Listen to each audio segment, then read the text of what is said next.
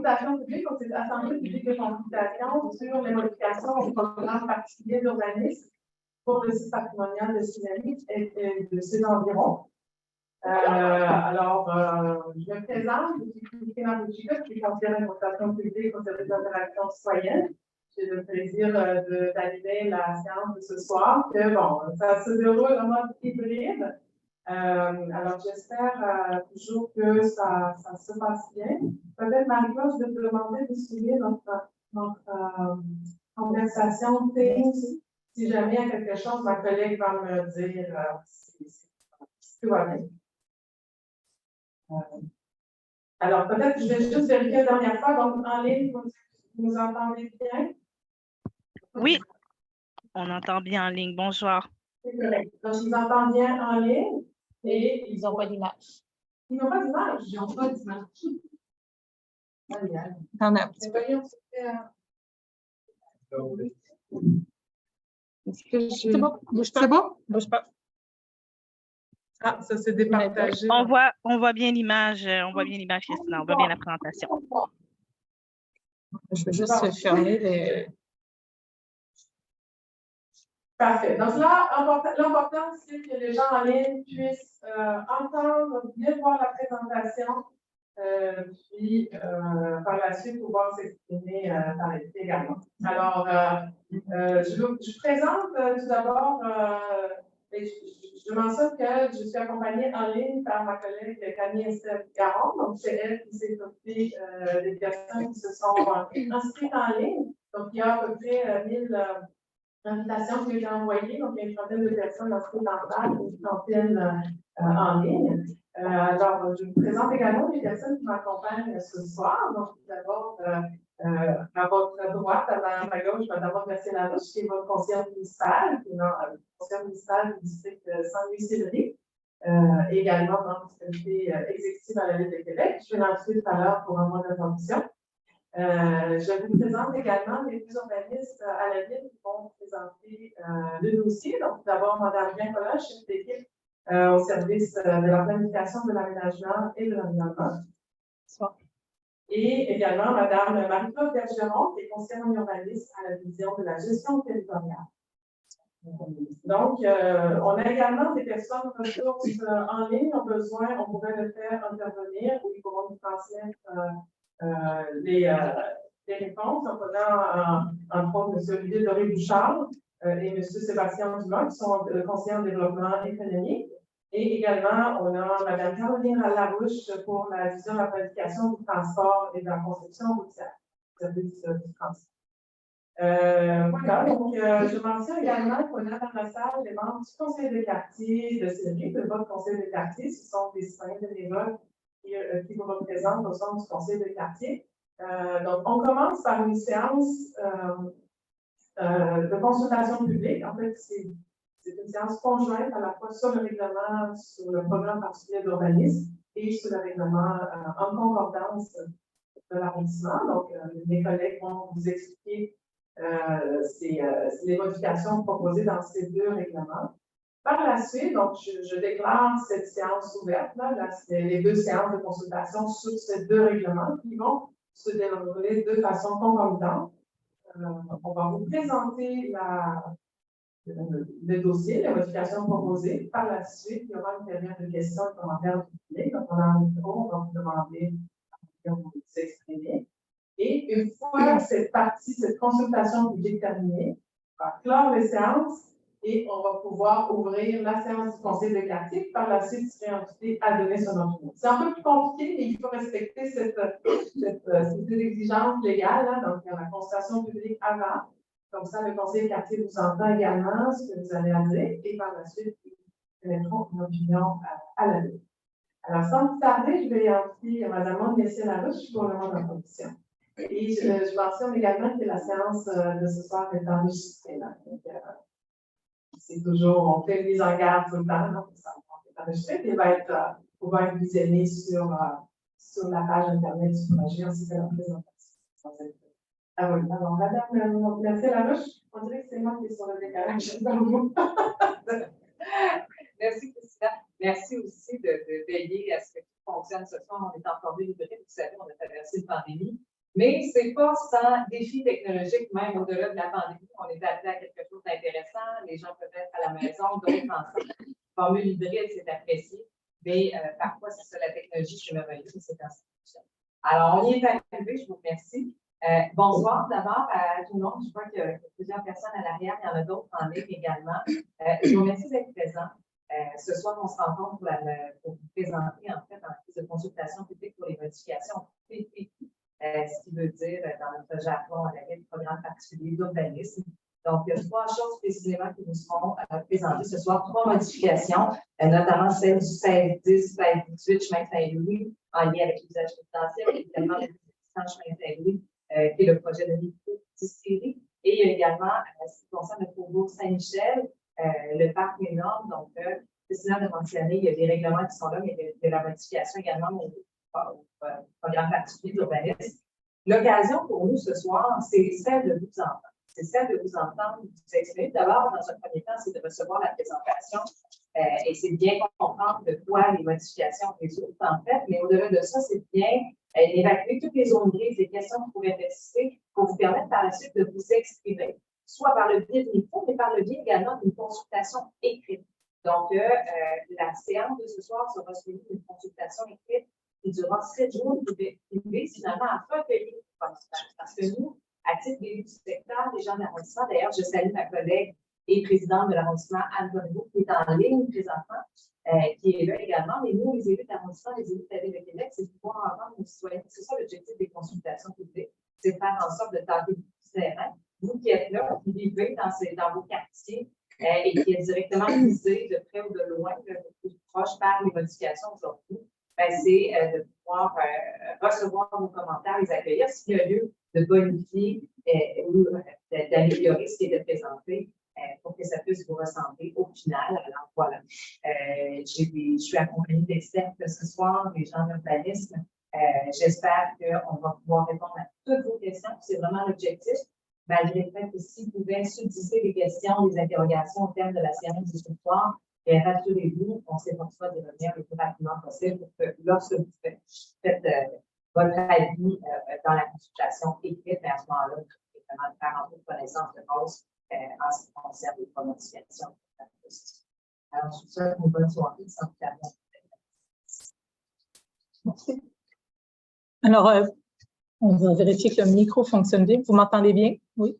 Alors, bonsoir à tous. Alors, il me fait plaisir de présenter en compagnie de ma collègue les modifications au PPU du site patrimonial de Sillery et ses environs et également au règlement de zonage. Les règlements qui sont concernés, tout d'abord, le règlement modifiant le plan directeur d'aménagement et de développement relativement au programme particulier d'urbanisme du site patrimonial de Sillery, c'est le règlement RVQ 3185, tandis que le règlement qui modifie le règlement de l'arrondissement de Sainte-Foy relativement à plusieurs zones, là, en concordance au PPU, il s'agit du règlement RCA 3 VQ 327. Alors, quel est l'objectif ce soir? Évidemment, c'est la consultation publique prévue par la loi sur l'aménagement et l'urbanisme qui porte sur 2 règlements. Alors, c'est une consultation en simultané sur 2 objets. Alors, on vous présente les modifications réglementaires, on répondra à vos questions et on recevra également les commentaires.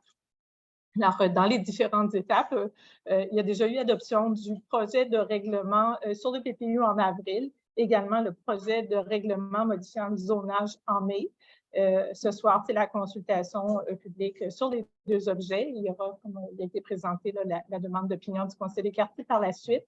Et vous avez toutes les autres étapes là, prévues, dont le délai de séjour pour formuler les commentaires par écrit, l'adoption par la suite du PPU, du règlement sur le PPU et son entrée en vigueur. Et une fois que l'entrée en vigueur serait arrivée, il y aura adoption du règlement de zonage et son entrée en vigueur. Donc, c'est les étapes usuelles. Alors, en guise de mise en contexte, bon, vous le savez, l'entrée en vigueur du programme particulier d'urbanisme au site patrimonial de Sillery est entrée en vigueur en janvier 2016. Et il y a eu une toute première modification en mai 2021. C'était pour des demandes d'ajustement ciblées associées à des projets. Alors, c'est seulement la seconde modification là, qui se présente depuis 2016. Alors, cette modification-là vise 2 demandes d'ajustement ciblées pour des projets spécifiques, des projets immobiliers, et un autre volet de modification qui porte sur des correctifs et des ajustements généraux. Alors, ce qui est important de rappeler dans cette modification, c'est que les fondements et la vision qui ont été établis dans le PPU et qui ont été adoptés en 2015, entrés en vigueur en 2016, demeurent inchangés. On maintient le respect des grandes orientations, également des objectifs tels quels. Alors, les principales modifications, je suis désolée si on me perd un petit bout de l'écran, puisque mon ordinateur fait office de deux outils de projection et de diffusion. Mes 3 modifications, la première concerne le 1610-1618 chemin Saint-Louis pour permettre un usage d'habitation au rez-de-chaussée du bâtiment et non seulement aux étages seulement. La deuxième modification porte sur le 1800 chemin Saint-Louis pour permettre l'établissement d'une micro-distillerie. Et finalement, des modifications variées. Là, on y viendra plus en détail pour le Faubourg Saint-Michel, alors divers ajustements dans ce secteur-là. Alors, commençons par la première modification pour le 1610-1618 chemin Saint-Louis. Alors, vous voyez, c'est l'emplacement du site qui est compris entre la rue Sarah, le chemin Saint-Louis, au sud de la rue Shepherd. Et la description du projet qui est à l'origine de cette modification-là, c'est que c'est un projet qui consiste à convertir des espaces commerciaux qui sont présents dans ce bâtiment-là. C'est des espaces qui sont adaptés à accueillir des espaces commerciaux au rez-de-chaussée de l'immeuble mixte pour pouvoir y accueillir des logements à la place. Alors, pourquoi on a cette demande de modification-là? Vous voyez ici ces affectations détaillées qui sont prévues au PPU du site patrimonial de Sillery. Alors, on a une affectation mixte et également dans le zonage, les dispositions réglementaires font en sorte qu'il est obligatoire d'avoir des usages commerciaux au rez-de-chaussée alors que l'habitation n'est permise qu'aux étages supérieurs. Alors, présentement, on est ici un édifice mixte de 3 étages avec 8 logements et également un rez-de-chaussée qui peut accueillir des commerces qui a été érigé, qui est construit sur ce lot-là. Mais on a une particularité, on a un lot qui a une forme atypique et comme vous le voyez du côté de la rue Sarah, c'est plus étroit aussi. Ça pose différents enjeux pour la viabilité des commerces. C'est plus difficile au niveau de la livraison, du stationnement et autres. Et on a reçu une demande du propriétaire qui souhaite pouvoir convertir les espaces du rez-de-chaussée pour pouvoir y faire de l'habitation. Alors, la modification, selon les analyses qu'on en a réalisées, c'est qu'on souhaite évidemment maintenir la continuité de la dynamique commerciale dans ce secteur-là, mais on a déjà un terrain qui est résidentiel du côté de la rue Sarah et ponctuellement, pour tenir compte de la spécificité de ce terrain-là, on proposerait de venir recréer une nouvelle aire d'affectation qui serait mixte, mais qui permettrait l'habitation à tous les étages sans pour autant faire en sorte de retirer l'usage commercial. On pourrait aussi revenir à un usage commercial au rez-de-chaussée par la suite si c'était souhaité. Essentiellement, toutes les autres normes qui sont comprises dans cette aire d'affectation-là demeurent inchangées. Cependant, on permettrait l'habitation à tous les étages. Je vais poursuivre. Je ne sais pas si on entend aussi bien ce micro, mais je vais tenter d'être claire. Alors, l'analyse a permis de constater que la trame commerciale n'est pas homogène dans ce secteur. C'est pour cette raison qu'on propose la subdivision de la zone qui est identifiée en rouge pour ne pas compromettre les activités commerciales existantes et assurer également le maintien de la mixité dans ce tronçon. Donc, au lieu de le permettre partout dans la zone, on vient circonscrire aux 2 terrains qui sont identifiés dans la zone en rouge. On tient compte ainsi de la spécificité du lot visé dans un secteur où l'usage résidentiel est déjà exercé dans certains rez-de-chaussée. Donc, en concordance avec la modification de l'aire d'affectation, on viendrait modifier la zone et créer la petite zone en rouge 31280 MB avec le lot concerné par la demande ainsi que le lot adjacent qui accueille déjà un bâtiment uniquement résidentiel de 8 logements. dans la nouvelle zone créée, on reprendrait les mêmes normes qui sont présentement applicables dans la zone actuelle, en modifiant toutefois la localisation d'usage pour permettre le résidentiel à tous les étages. Vous voyez ici les grilles de spécification. À gauche, c'est la grille actuelle et à droite, la grille projetée pour la nouvelle zone. Donc, vous pouvez constater qu'il n'y a plus de localisation contrôlée pour l'usage résidentiel. Il peut donc se faire au rez-de-chaussée comme aux étages.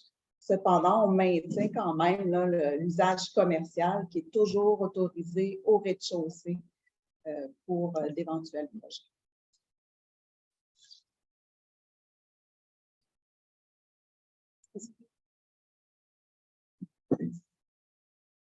Ça complète pour la première modification. Alors, je passe maintenant à la modification numéro 2. Alors, qui concerne 1800 chemin Saint-Louis, c'est cette modification qui vise à permettre une micro-distillerie.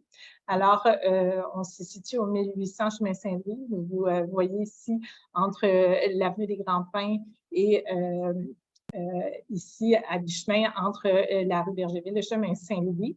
Alors, j'ai du site qui arrive tout le temps.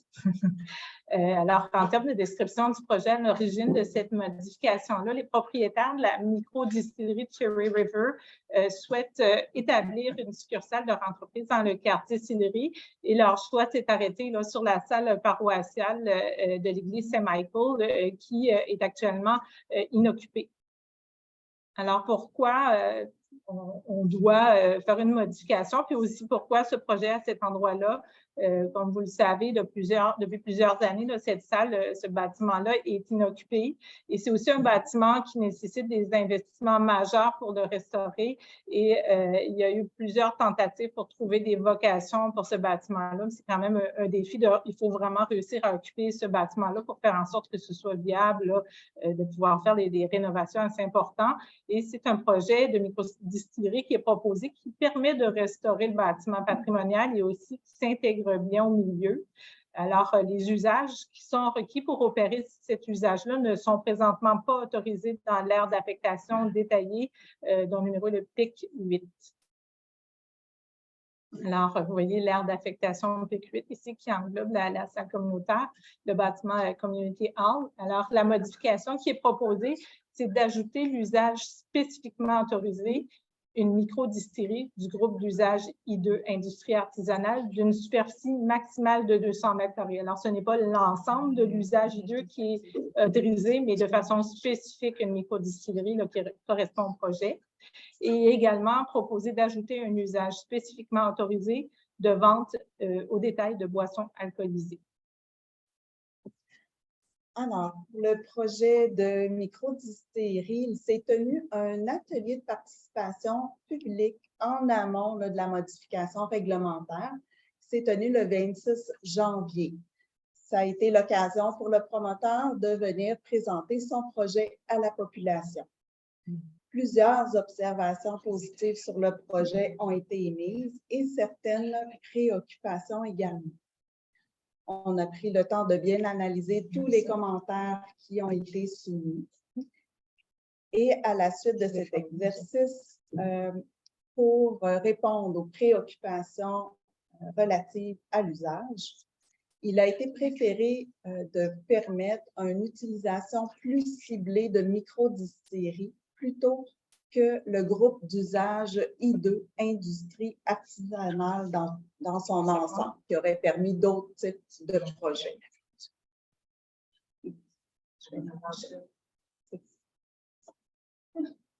Voilà. Donc, pour répondre aux préoccupations relatives au patrimoine et aux aménagements du site et du bâtiment, la Commission d'urbanisme et de conservation de Québec encadre ces aspects. Et finalement, pour répondre à la préoccupation relative à la circulation et au stationnement, les analyses ont démontré que le projet aura un impact négligeable selon le service du transport et de la mobilité intelligente de la ville. Il ne générerait pas plus de circulation que l'actuelle salle communautaire pouvant accueillir 250 personnes. Au niveau du règlement du zonage, la zone visée, la 31249 MB, la modification en concordance avec le PPU est d'ajouter l'usage spécifiquement autorisé une microdistillerie du groupe d'usage I2 industrie artisanale d'une superficie maximale de 200 m², ainsi que l'ajout d'un usage spécifiquement autorisé de vente au détail de boissons alcoolisées.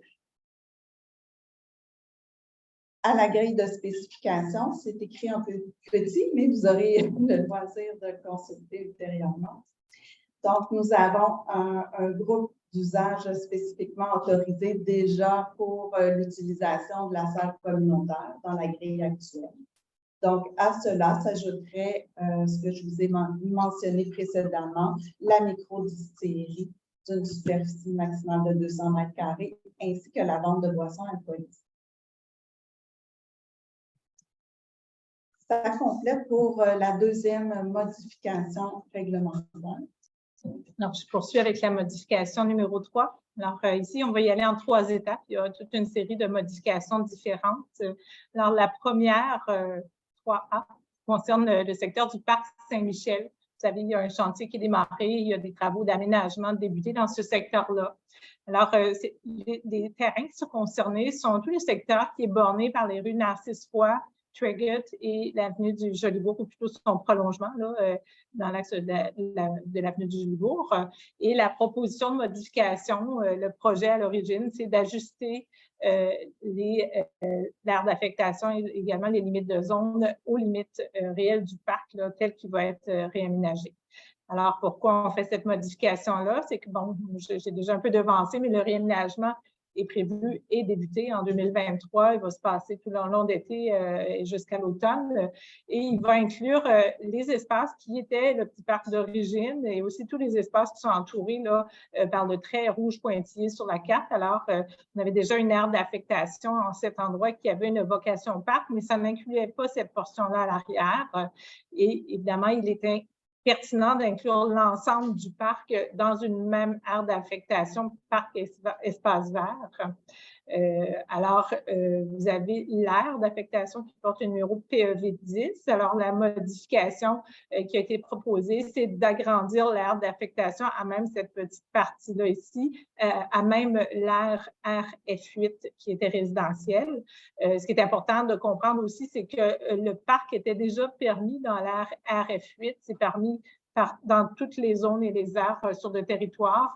Cependant, comme on sait qu'il n'y aura jamais autre chose qu'un parc, on vient vraiment confirmer cette vocation-là en autorisant les usages R1 parc et R2 équipement récréatif extérieur, ce qui est plus représentatif des faits. Donc, par concordance, au niveau du zonage, on fait le même exercice. Donc, c'est la zone 31 740 RA en vert qui est agrandie à même la zone 31 709 HA qui est en bleu dans le petit encadré en haut.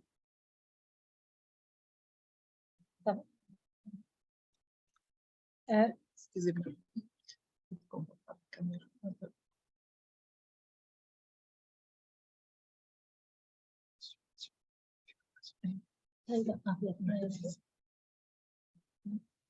Okay.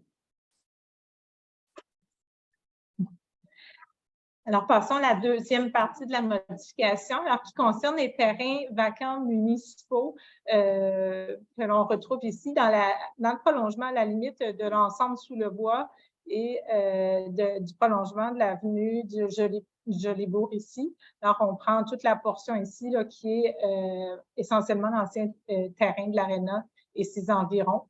Et la description du projet, là, en fait, la raison, il n'y a pas de projet, mais la raison de la modification, c'est qu'on vient adapter la hauteur et la taille des habitations qui seraient permises à cet endroit-là aux constructions existantes dans le milieu. Et ça fait suite à des consultations antérieures qu'on a menées sur la circulation et le développement dans le Faubourg Saint-Michel. Alors, on donne suite à ce qui avait été indiqué là, lors de ces rencontres-là, d'ajuster le zonage là, pour y aller avec... Excusez-moi, là, on va le fermer définitivement. Alors, on continue. Alors, pourquoi cette modification-là?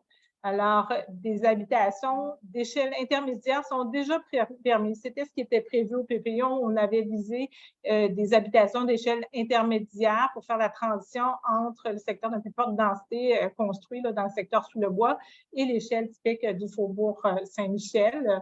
Alors, l'objectif, c'était d'assurer la transition là, entre les deux.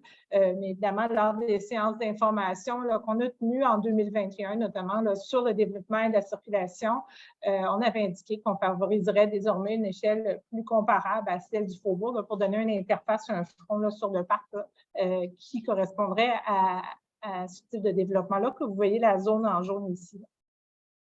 Alors, ce qui est proposé, c'est que pour l'aire MSM1, on propose de fixer des normes qui sont compatibles avec les constructions présentes dans le Faubourg. Alors, ce qui est proposé, c'est de limiter le nombre de logements à 3 au lieu de 4 pour un bâtiment isolé et de réduire le nombre d'unités à 1 pour un bâtiment jumelé et de retirer les habitations en rangée également. Parce qu'on a des habitations qui sont généralement de plus petits gabarits, on n'a pas de type en rangée dans ces milieux-là. Également, on a proposé de réduire la hauteur maximale de 13 à 12 mètres et aussi un petit ajustement mineur au niveau d'une marge latérale là, qui était avec une décimale. Alors, on l'a tout simplement arrondi là, à 2 mètres. Donc, au niveau du zonage, c'est la zone 31 724 MB qui est visée, qui correspond à la même aire qu'on vient de voir précédemment. Donc, si on regarde le petit tableau, au niveau des habitations isolées, on réduit là, à 3 le nombre maximum de logements dans un bâtiment. Au niveau des habitations jumelées, on réduit de 4 à 1 logement et on ne permettrait plus là, les maisons de type en rangée. Au niveau de la hauteur maximale, on réduit à 12 mètres au lieu de 13 et la marge latérale, comme Diane mentionnait, on l'arrondit là à 2 mètres au lieu de 2,1 mètres. Au niveau de la grille, vous voyez là, à droite, la grille proposée. Ce que je viens d'expliquer, là, vous le voyez au niveau du nombre de logements dans l'encadré rouge en haut. Et les deux autres encadrés là, correspondent aux modifications de la hauteur et de la marge latérale. Alors, je passe à la dernière portion de la modification qui porte sur le secteur Saint-Michel, alors qui comprend 2 volets. D'une part, la révision des marges et d'autre part, la révision du type de stationnement. Alors, on est situé où? Alors, on comprend l'ensemble des lots anciens du Faubourg Saint-Michel, tout ce qui est compris entre Louis-A-Bellil, les Cardinal-Persico, les avenues du Jolibourg, ou à peu près son prolongement, et des voiliers. Alors, la description d'intervention, c'est vraiment de faire en sorte d'adapter les marges, également les normes de stationnement aux constructions existantes, mais aussi à la réalité de ces milieux-là, qui sont des milieux anciens. Alors, pourquoi on touche? On va y aller de façon séparée. D'une part, on va parler des marges. Ensuite, on reviendra au stationnement. Alors, pourquoi on touche aux marges? On a constaté dans le milieu qu'il y a plusieurs situations de non-conformité de propriété ancienne, alors au niveau de l'implantation des bâtiments. On a une situation où il y a des lots d'une grande variété, des particularités des lots, des implantations dans le Faubourg, alors avec des formes, des dimensions très variées, des marges souvent très restreintes. Et on constate qu'il est impossible de fixer des normes qui conviennent à toutes les situations, ce qui fait qu'on a vraiment une multiplication de situations non conformes. Ensuite de ça, on a également une proposition d'intervention sur le type de stationnement. Alors, pourquoi on intervient là-dessus? À nouveau, on constate qu'il y a de nombreuses situations de non-conformité pour les propriétés anciennes au niveau des dimensions, des aménagements de stationnement, mais aussi dans certains cas, vous savez, l'absence de stationnement sur certains lots.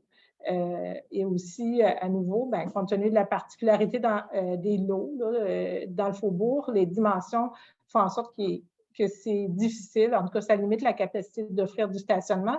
Et on notera que c'est un secteur qui est typique de la réalité d'autres quartiers anciens en ville où les normes de stationnement, si on prend les quartiers centraux, en général, les normes sont beaucoup moins exigeantes. On n'est pas dans du type général, alors on adapte à la réalité où l'auto est peut-être moins présente.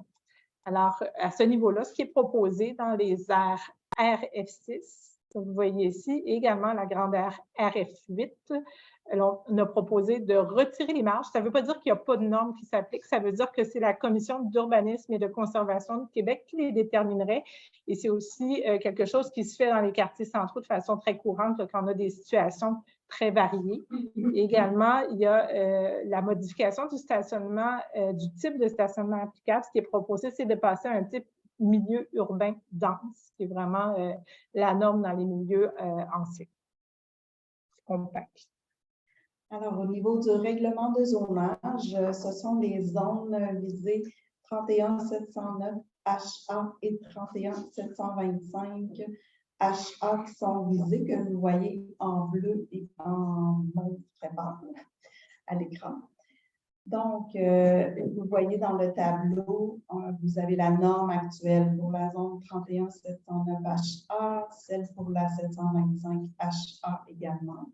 Et ce qui est proposé, c'est d'indiquer des marges à 0, comme on l'a expliqué, pour laisser le soin à la Commission d'urbanisme et de conservation du Québec de déterminer au cas par cas quelle est la meilleure implantation pour le lot qui serait concerné. Et pour le type de stationnement, on aurait, au lieu du type général, hein, qui exige une case par logement, on passerait à un type urbain dense qui est moins exigeant, donc 0,5 cases par logement. Dans les grilles proposées, vous voyez là les modifications. Pour la 725, vous avez la grille proposée du côté droit de l'écran, où on retrouverait là, les nouvelles marges, et en bas, dans la section stationnement, le nouveau type urbain. Même chose à la diapositive suivante. Pour la zone 31709, ce sont les mêmes règles de marge qu'on viendrait introduire et le nouveau type aussi de stationnement. Pour un peu concrétiser les modifications qui sont proposées, je vous ai mis deux exemples là, qui viennent montrer en quoi ça apporte des avantages, là, cette nouvelle réglementation-là. Vous voyez dans le carré bleu un lot que j'ai pris au hasard avec un bâtiment dont les murs avant sont vraiment implantés à la ligne avant de l'eau. On en retrouve plusieurs là, dans le faubourg. Donc, si par exemple, là, on a le cas d'un bâtiment d'un seul étage, si jamais la famille s'agrandit, la personne voudrait agrandir et ajouter un étage au bâtiment, il ne pourrait pas le faire là, dans le prolongement des murs qui sont existants parce que la marge avant est demandée de 2,5 mètres. Donc, ça apporterait un défi technique d'arriver à faire des murs là, qui sont plus éloignés. Et au point de vue architectural aussi, c'est peut-être pas l'idéal non plus. La seule option là, qui resterait serait d'agrandir en même la petite cour arrière, donc ça limiterait celle-ci davantage. Donc, l'avantage de laisser la commission déterminer les marges, on pourrait avoir là, une implantation plus optimale pour un agrandissement et conserver une aire de vie extérieure. Un autre cas en exemple là, fictif, c'est par exemple le bâtiment que vous voyez là, sur le lot dans ce qui est en bleu aurait un incendie et devrait reconstruire. Bien sûr, là, il y a des droits acquis, il pourrait reconstruire le même bâtiment dans la même forme, au même emplacement. Mais si jamais la personne voudrait reconstruire un bâtiment là, qui répondrait mieux à des besoins d'aujourd'hui, il devrait se conformer à la réglementation. Donc, ce qui serait avantageux dans ce cas-ci, avec la détermination des marges par la commission, il pourrait prévoir un bâtiment qui serait peut-être moins profond, qui laisserait une plus grande cour arrière. Le mur latéral gauche pourrait conserver la même implantation qu'il a actuellement pour laisser plus d'espace du côté droit où les cases de stationnement pourraient être aménagées comme c'est l'utilisation actuelle. D'autres avantages, on aurait de sécuriser la vente de propriété, conserver le caractère du faubourg et adapter des normes d'implantation comme dans d'autres secteurs anciens de la Ville de Québec, par exemple à Beauport, dans le Vieux-Loretteville, à Limoilou et à la Cité. Quand on parle de la Commission d'urbanisme et de conservation de Québec, ils ont le contrôle là, sur le lotissement, les nouvelles constructions, des agrandissements, les rénovations, les déplacements de bâtiments, des démolitions également. Tout ça est encadré là, par un règlement où on retrouve plusieurs objectifs et critères. Le ministère de la Culture et des Communications aussi a un certain contrôle dans le faubourg pour les nouvelles constructions et les démolitions. Donc, j'ai mis quelques exemples d'objectifs et critères. On vise, par exemple, à préserver les caractéristiques du découpage cadastral au niveau du lotissement. L'implantation doit respecter le milieu d'insertion. Entre autres, on vise un alignement des bâtiments. Des fois, c'est difficile lorsque les deux propriétés voisines sont presque à la limite du lot en avant. Le nouveau bâtiment doit s'introduire, doit se reculer par rapport à ces bâtiments-là à cause de la réglementation. Et on rejoint moins bien là, les objectifs de la commission à ce moment-là. On souhaite aussi adapter le gabarit aux caractéristiques des bâtiments existants et aussi, très important, de préserver la végétation et les arbres matures. Un petit résumé et les prochaines étapes. Donc, on vous a présenté différentes propositions de modification. La première était de permettre l'usage d'habitation au rez-de-chaussée de l'immeuble au 1610 à 1618 du chemin Saint-Louis, où on prévoyait là, des mêmes normes dans la nouvelle zone qu'on souhaite créer, à l'exception de permettre le résidentiel à tous les étages. La deuxième était de permettre l'établissement d'une microdistillerie au 1800 chemin Saint-Louis par l'ajout de 2 usages spécifiquement autorisés à la grille. Et troisièmement, effectuer des ajustements là, dans le faubourg Saint-Michel. On en a vu 3.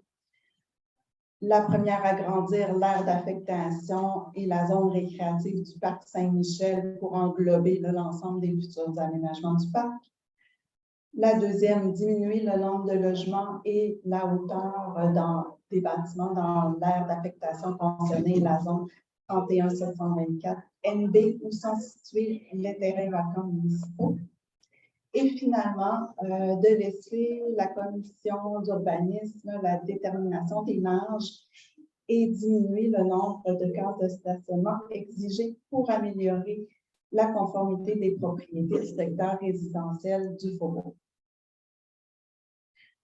Le règlement d'arrondissement qu'on a nommé, là, je vous épargne son titre complet, le RCA 3-327, est conforme au plan directeur d'aménagement et de développement de la Ville de Québec, ainsi qu'au schéma d'aménagement et de développement révisé, puisqu'il s'agit d'un règlement de stricte concordance au PPU, il n'est pas susceptible d'approbation référendaire.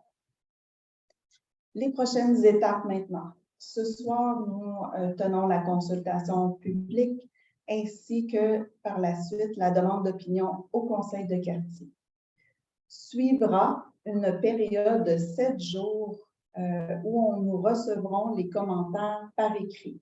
Donc, vous aurez le loisir de réécouter l'enregistrement, regarder la présentation. Et si d'autres éléments là, vous viennent en tête, n'hésitez pas à nous transmettre vos commentaires par écrit.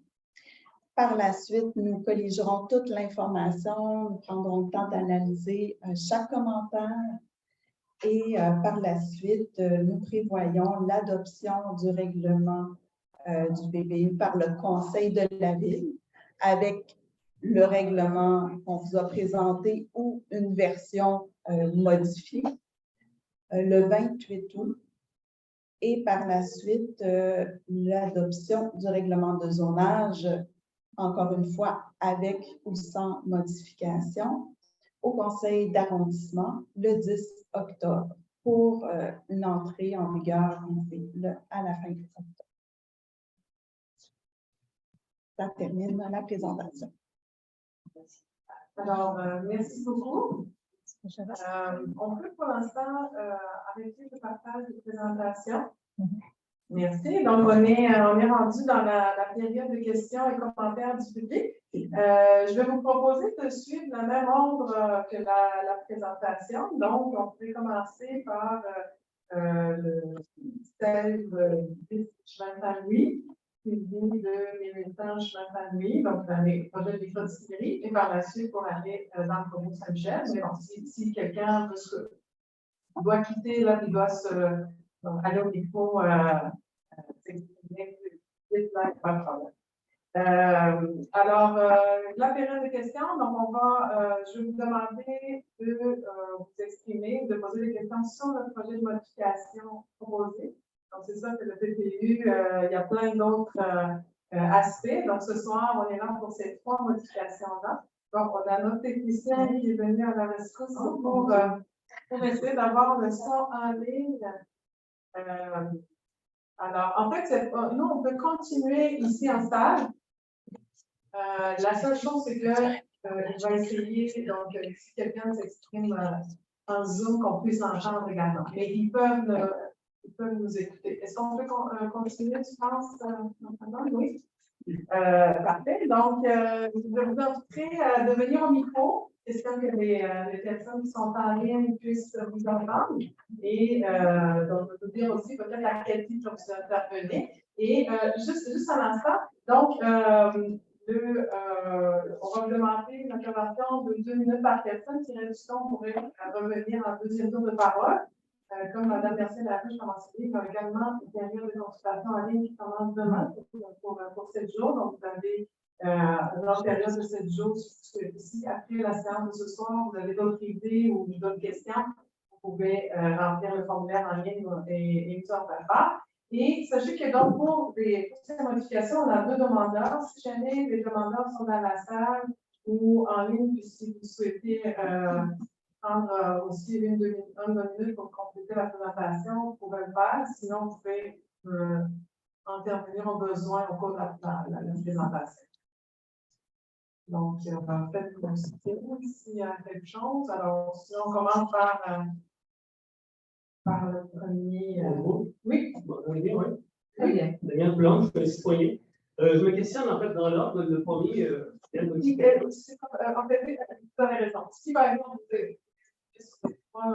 non, c'est sur la première modification, les autres. En fait, globalement, les choses sont pas mal ce qu'elle qualifierait de ex-ante, c'est avant de le faire. La première est particulière parce que c'est ex-post, c'est après la construction. Donc, c'est comme un peu bizarre, là, on a vu la partie se construire en respectant le PPU et tous les problèmes d'accessibilité, c'est pas vrai. La construction était quand même assez grosse, ça remplit tout complet, c'est énorme. Alors, je me questionne un peu sur la nature de cette modification-là, aussi pour les projets futurs. Alors, oui, est-ce que ça ouvre une porte à tous les autres projets? On respecte le PPU, mais finalement, on a oublié qu'on a des problèmes d'accessibilité, on ne peut pas faire exactement ce qu'on voulait, alors comment on a changé le PPU pour nous accommoder. Alors, finalement, c'est cette problématique-là qui me questionne un petit peu. Je pense que quand on regarde la bâtisse, le problème d'accessibilité peut être prévisible un petit peu dans la construction. J'aimerais que chacun puisse s'exprimer, puis que ce soir, tout le monde puisse s'exprimer de tous les points de vue. Donc, je vous demanderais de ne pas applaudir ou manifester. C'est mon point de vue, c'est le point de vue. Excellent, merci. Alors, si on a un commentaire de la part de la ville, sinon, on a également en ligne M. Olivier Doré-Bouchard. Là, la seule chose, Olivier mentionne que peut-être que le promoteur pourrait répondre à cette question. Ok, on a le promoteur dans ça. Si vous souhaitez, s'il vous plaît, j'aimerais juste donner au micro. Là. Donc, peut-être vous présenter. J'aimerais juste demander aux gens si d'autres questions, on peut peut-être toutes les poser en même temps, je peux répondre par la suite à chacune d'elles. Parfait, donc vous les prenez en note, donc pour la conformité. Oui. Parfait. Merci. Merci. Puis peut-être juste une précision de la part de Mme Bergeron sur le fait que la bâtisse, est-ce qu'elle est conforme aux zonage actuels? Oui. La bâtisse est conforme. Il va y avoir bien sûr une inspection aussi à la toute fin des travaux, mais nous, on a émis un permis qui est conforme à la réglementation et je ne vais pas vous confirmer si tout a été inspecté aujourd'hui.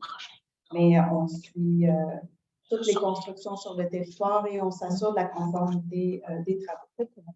C'est tout. Merci. Alors, on va juste ici. On dit que le son en ligne. On a su bien entendre. Mais pourtant, pendant la présentation, je pense que ça a été correct. Est-ce que c'est le son des personnes qui parlent? C'est ça? Marc-Antoine.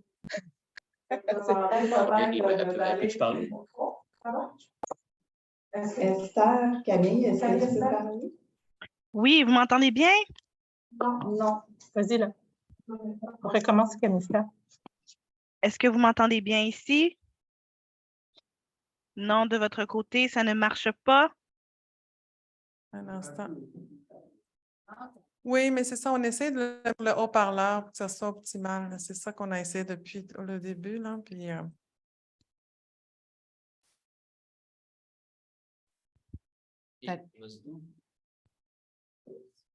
Nous, on nous entend bien, mais ce sont les gens au micro qu'on entend moins bien. parfait. Donc, les gens au micro, si c'est possible de parler un peu plus près du micro.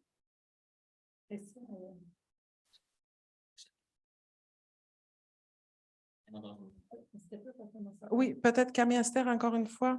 Oui, est-ce que vous m'entendez bien ici? Oui, là, on vous entend. Bon. Merci, Alors, bonsoir, Marc-Antoine. madame. Oui, merci beaucoup. Merci beaucoup à la personne soutien à la technique, Marc-Antoine. Merci beaucoup. Donc, bonsoir, mesdames et messieurs.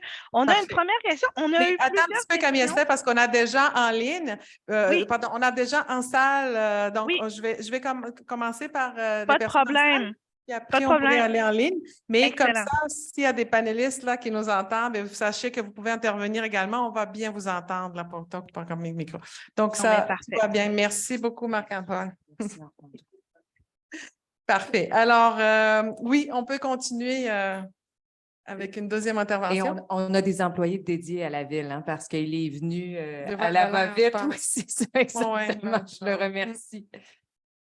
Bonsoir. Bonsoir, est-ce que vous m'entendez correctement? Oui. Oui. Bon, je m'appelle Hélène, j'habite dans le quartier Bergeville depuis 5 ans, bientôt 6. Et ce que j'apprécie beaucoup dans ce quartier-là, c'est la diversité, la qualité des commerces qu'on peut avoir, non seulement sur Magoire, mais aussi avec le IGA. Il y avait une boulangerie à la place, notamment du building qui vient d'être construit. Il y a le Bougeotte Placotine, etc. Il y a plusieurs commerces, puis moi, j'ai l'impression que cette zone-là, qui est déjà un petit peu morcelée, si on poursuit des autorisations de transformation de zonage commercial en usage résidentiel, on va finir par avoir plus que des résidences, puis perdre cette zone-là, qui est une deuxième zone à côté de Magoire, où on a des beaux commerces aussi, puis des belles activités. Et c'est pour ça que moi, j'aimerais que ça reste comme ça, c'est actuellement, c'est-à-dire avec des commerces sur rez-de-chaussée. Merci. Bonsoir. Bonsoir, Hélène. Peut-être parler plus proche du micro. Hélène, oui. OK. Moi, je pose une question à titre de résidente parce que je suis oui. du conseil d'exécutif. En fait, moi, j'aimerais savoir, le bâtiment qu'on vient de voir, est-ce qu'il y a des marges dans ce bâtiment de construction? Madame, je ne sais pas qui m'adresse. Est-ce qu'il y a des marges de recul? Ça veut dire, est-ce qu'il respecte les normes en vigueur? Non. Je veux juste savoir, est-ce que cette zone-là, parce que, en fait, je veux essayer de comprendre le parallèle.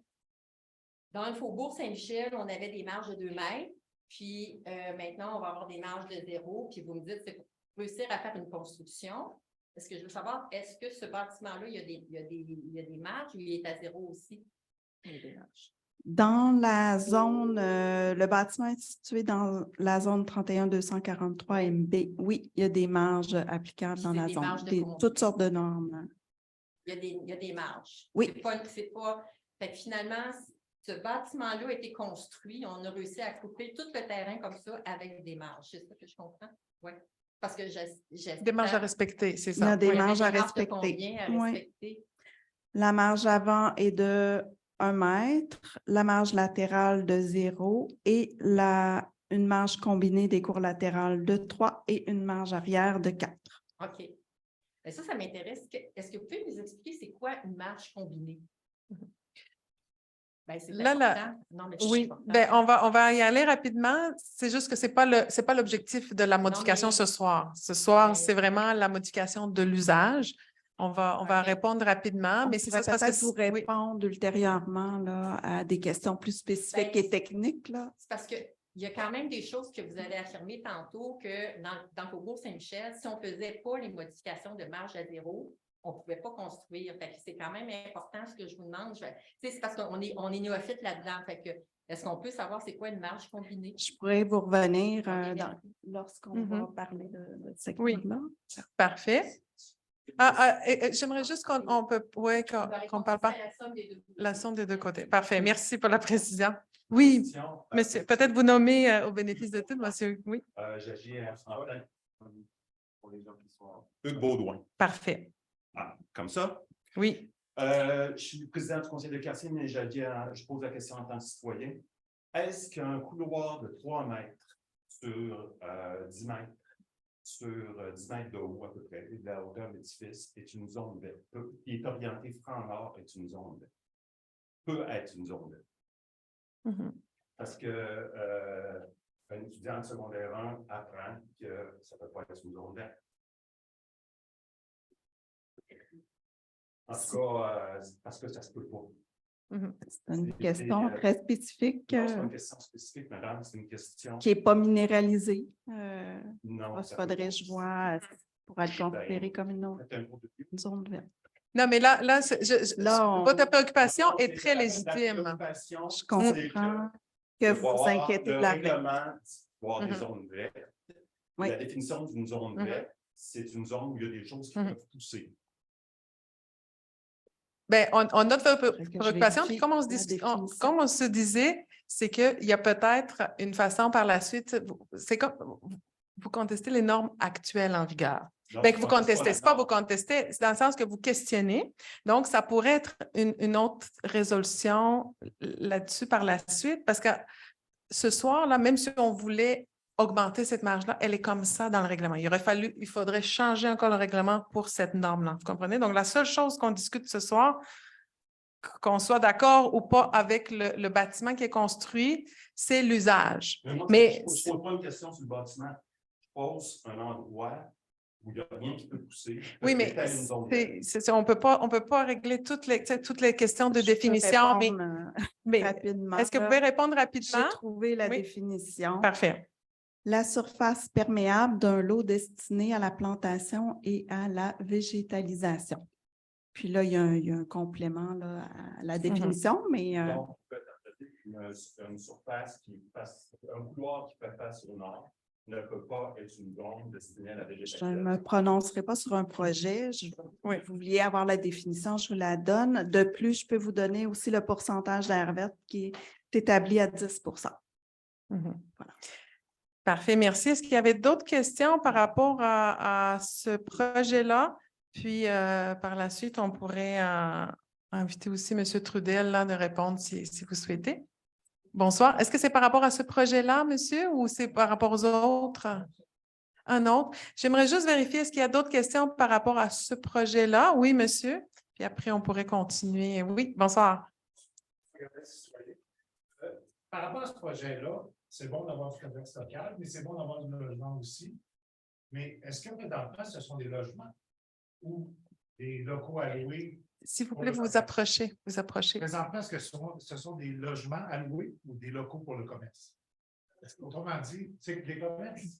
Présentement, S'il vous plaît, on ne peut pas parler comme ça parce que les gens en ligne n'entendent pas.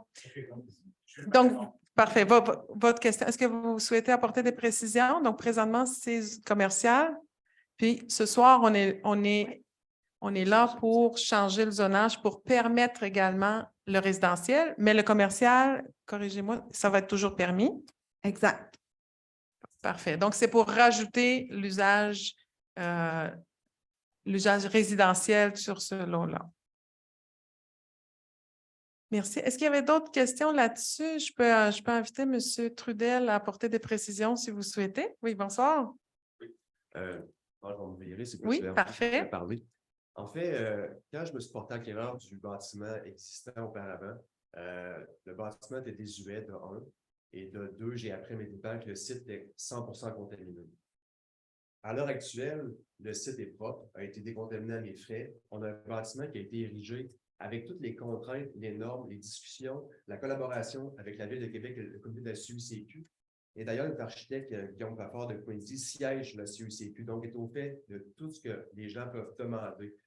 En tant que promoteur, je crois qu'on a fait aucune désignation sur les matériaux, sur la qualité de l'immeuble à long terme. Et puis, pour être capable de contenir autant en fait, d'absorber notre stationnement à l'interne, on a créé 12 cases souterraines pour ne pas venir perturber davantage les gens du quartier par notre achalandage. En cours de route, bon, on a fait une demande de changement de zonage parce qu'on s'est rendu compte de diverses façons que le commercial était peu ou pas viable.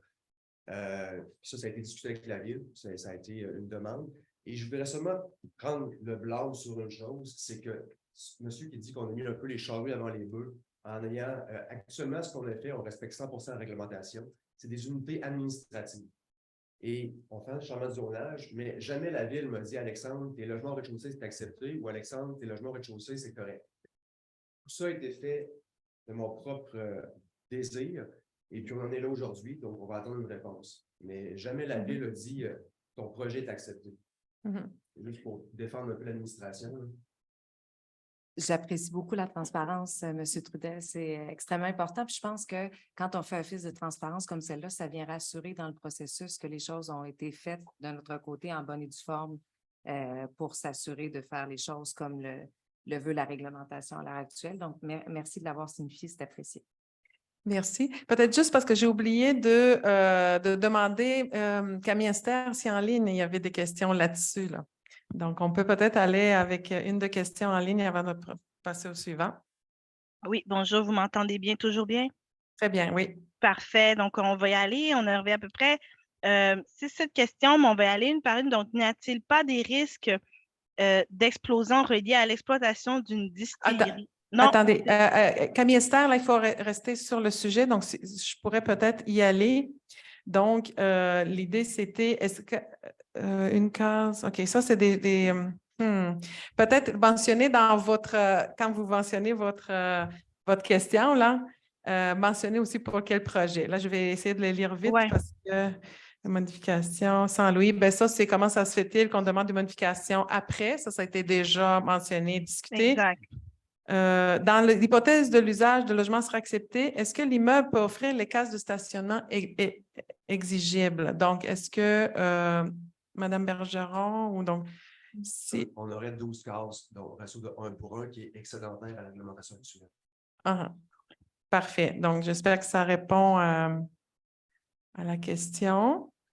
Puis, puis je pense que ça fait le tour des questions sur ce projet. Ça fait le tour pour le projet, pour ce projet-là. Moi, j'ai fait le tour des questions, c'est pas mal pour le projet, puis on va revenir pour le prochain projet. Christina. Excellent. Merci. Merci beaucoup. Donc, on va revenir également sur ce projet dans la période du conseil de quartier, là, mais pour cette partie de la consultation publique, s'il n'y a pas d'autres commentaires, on peut donc passer au deuxième projet, qui est celui de la microdistillerie, donc au 1800 dans la salle paroissiale de l'église. Oui, monsieur, vous voulez... Sur le premier, parce que bon, on m'a mis des mots dans la bouche et je ne l'ai pas dit, même sur l'apprécier la transparence. J'ai jamais dit mettre la charrue devant les bœufs. J'ai mentionné a posteriori, le principe de changer a posteriori. Alors, je veux bien qu'on apprécie la transparence, mais aussi c'est. Oui. Alors, bien traiter mes paroles. Tout à fait. Absolument. Je ne dis non plus qu'on ne peut pas respecter la règle.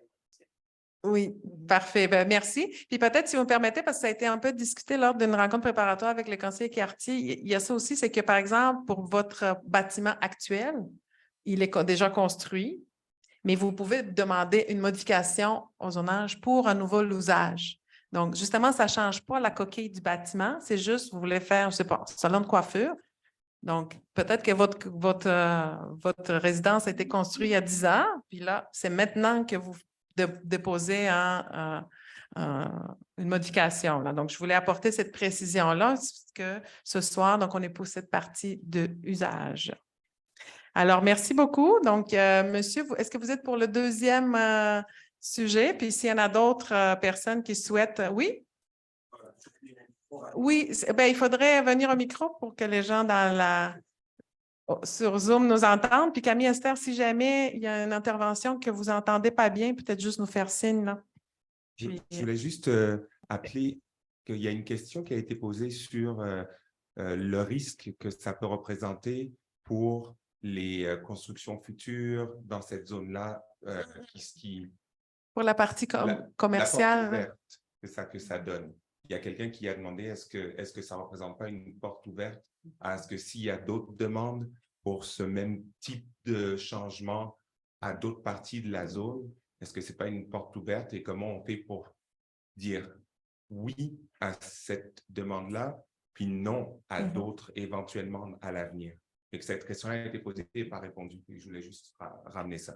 Je pourrais peut-être donner la précision à ce niveau-là que, comme vous l'avez constaté, ce que l'on propose ce soir, c'est de faire une modification très ciblée. Alors, on n'étend pas cette modification-là à l'ensemble de l'aire d'origine, de la zone d'origine, mais il va de façon vraiment circonscrite. C'est-à-dire que le reste de ce secteur-là demeure avec obligation de commercial. Et s'il devait y avoir autre souhait qui n'est pas dans le carton présentement, on devrait revenir en consultation, on devrait revenir discuter avec vous, soumettre tout ça et évaluer si c'est opportun ou pas. Alors, il y a cette garantie-là qu'il n'y a pas de modification possible pour les autres bâtiments puisqu'on maintient la vocation mixte avec obligation commerciale au rez-de-chaussée. Je peux ajouter là-dessus que c'est quand même une volonté aussi de garder des commerces de proximité. Donc, ça ne veut pas dire que si une fois on l'autorise, c'est automatique qu'on rouvre le PPU à chaque fois. C'est quand même important, puis j'entends bien ce que vous me dites, puis je veux que vous sachiez que on a cette sensibilité-là aussi de notre côté. Moi, à titre d'élu du secteur, mais également au niveau de l'arrondissement puis de toute l'administration, on veut que les gens puissent vivre dans leur quartier, avoir des commerces de proximité pour qu'il y ait une communauté forte et puis qu'on puisse avoir accès à des services. Donc, rassurez-vous de ce côté-là, je peux vous le dire que ça fait partie de la réflexion de notre côté. Merci pour la précision. Et comme on l'a mentionné tout de suite, donc ce soir, on est en consultation publique, on entend les commentaires. Puis par la suite, les élus du conseil d'arrondissement auront à voter pour ou contre ces modifications-là. Donc, la consultation est une étape là, du processus. Alors, merci. On peut continuer donc avec le deuxième projet, la microdistillerie. Bonsoir. Bonsoir. James Lambert, je suis résident du quartier. Je suis aussi membre de la congrégation à l'église Saint-Michael. J'ai longtemps eu des relations avec le salle communautaire. Je travaille là-dedans actuellement en ce moment. Ma question, c'est à propos de la restauration et de modification. J'ai cru voir dans les avantages du projet que ça permettrait la restauration de la salle. Et puis dans la description ici, on parle de restaurer et d'apporter de légères modifications au bâtiment. est-ce que cette restauration, les modifications sont strictement à l'extérieur ou ça comprend l'intérieur? Est-ce qu'on va tout changer à l'intérieur ou est-ce que ça va rester essentiellement comme tel? Est-ce qu'il y a quelqu'un? Parfait. Donc, je pense qu'on a M. Sébastien Dumas, notre collègue, il est à distance. Oui, bonsoir. Bonsoir, est-ce que vous m'entendez bien? Oui, très bien. Super. Alors, pour ce qui est des modifications au bâtiment, il va y avoir bien sûr une restauration là, des façades. Il est prévu d'ajouter des fenêtres du côté nord et un petit débarcadère, là, comme on a vu sur les photos dans la présentation pour les livraisons. Mais il n'est pas prévu d'agrandissement au bâtiment ou d'autres extensions, là. C'est uniquement une restauration du bâtiment, puis assurément, l'intérieur va être adapté aussi à sa nouvelle utilisation. Donc, je comprends que l'intérieur ne sera pas restauré, mais adapté. C'est ça, ça va être une rénovation pour adapter au nouvel usage. Puis pour l'extérieur, tout ce qui est rénovation, restauration extérieure, la commission d'urbanisme a son droit de regard aussi sur ce qui va être proposé. Parfait, merci beaucoup. Est-ce qu'il y a d'autres questions là-dessus? Oui, merci d'aller au micro. Moi, je suis résident là, sur Joseph Rousseau, près. Votre nom? Mon nom est Claude Jacques et je suis résident sur Joseph Rousseau, là, près de qui va être présumément une distillerie.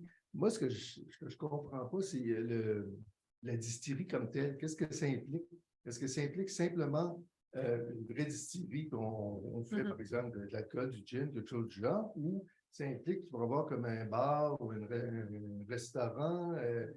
C'est ça que je vais avoir de la vente au détail. On va pouvoir. Oui.